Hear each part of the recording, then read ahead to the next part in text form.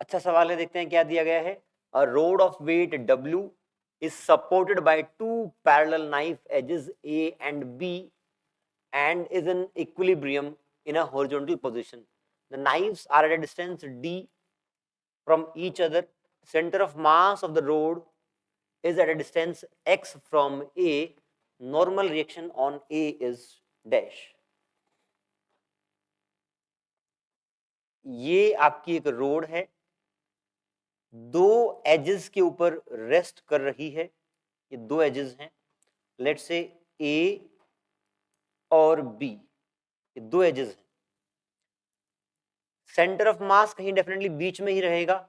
इन दोनों के बीच की जो डिस्टेंस है वो डी गिवन है, और ए जो नाइफ है वो इससे एक्स दूरी पर है, तो ये कितना हो जाएगा डी माइनस एक्स।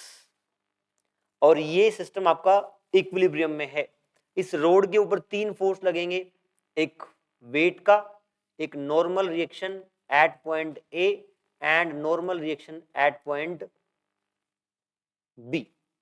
हमें निकालना है normal reaction at point A. इस केस में वेट क्या नाम है आपका, वेट भी बैलेंस रहेगा, मतलब वर्टिकल डायरेक्शन में फोर्स बैलेंस रहेगा, और टॉर्क भी बैलेंस रहेगा। तो टॉर्क ऐसे केस में जब इक्विलिब्रियम में हो तो आप किसी भी पॉइंट के अराउंड लिख सकते हैं। हमें यहाँ पे N1 निकालना है, तो हम टॉर्क इस पॉइंट के अराउंड लिख रहे हैं।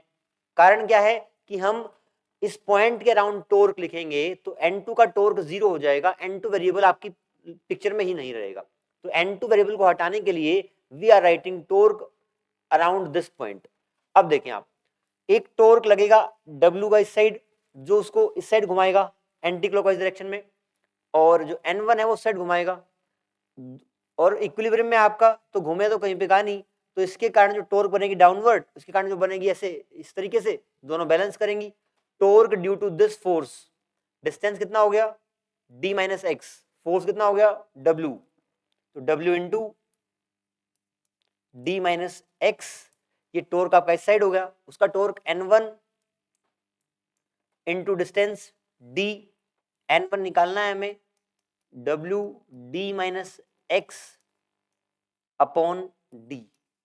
This is your answer, option third is correct. अगर आपने नाइफ वाली ये वाली लैंग्वेज पहले सुन रखी है तभी आप इसको ठीक से कर पाएंगे। नाइफ्स का मतलब है जहां पे ये रोड को आपने रेस्ट पे रखा है, प्लेस किया है, वो दोनों पॉइंट्स आपके नाइफ कहलाते हैं। और इक्विलिब्रियम में नेट फोर्स और नेट टॉर्क 0 होता है। और इंपॉर्टेंट पॉइंट जो और सीखा यहाँ पे, हमें अगर वेरिएबल रिड्यूस करने हैं तो इस पॉइंट के अराउंड टॉर्क लिखेंगे ताकि इसका टॉर्क 0 हो जाए। Thank you.